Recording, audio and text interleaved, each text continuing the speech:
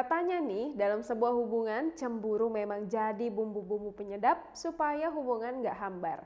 Tapi jangan lupa cek dan kontrol kadar cemburunya ya. Seperti yang satu ini lantaran diduga tersulut cemburu pada istrinya, seorang suami nekat membakar rumahnya sendiri, kemudian mencoba gantung diri namun beruntung diselamatkan oleh anaknya yang masih duduk di bangku SMP. Duh, yang sabar Pak. Entah apa yang ada dalam pikiran PO, tega membakar rumahnya sendiri. Kejadian ini terjadi di Kelurahan Muara Rupit, Kecamatan Rupit, Kabupaten Musi Rawas Utara, Muratara.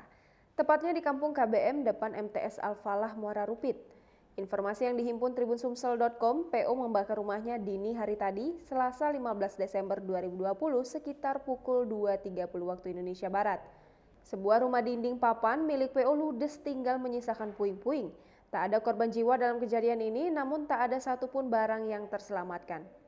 Saat Perianto membakar rumahnya, istri dan anaknya disuruh pergi ke rumah saudaranya. Sebelum membakar rumahnya sendiri, Perianto sempat ingin gantung diri. Beruntung cepat diselamatkan oleh anaknya bernama NP yang masih berstatus pelajar SMP. Saat melihat ayahnya hendak gantung diri, NP langsung mengambil pisau lalu memotong tali yang mengikat leher sang ayah. Rizal mengungkapkan beberapa hari terakhir tidak ada keributan dalam rumah tangga PO. Namun Rizal tak menyangkal bahwa PO sering bertengkar dengan sang istri. PO membakar rumahnya diduga karena tersulut api cemburu kepada istrinya.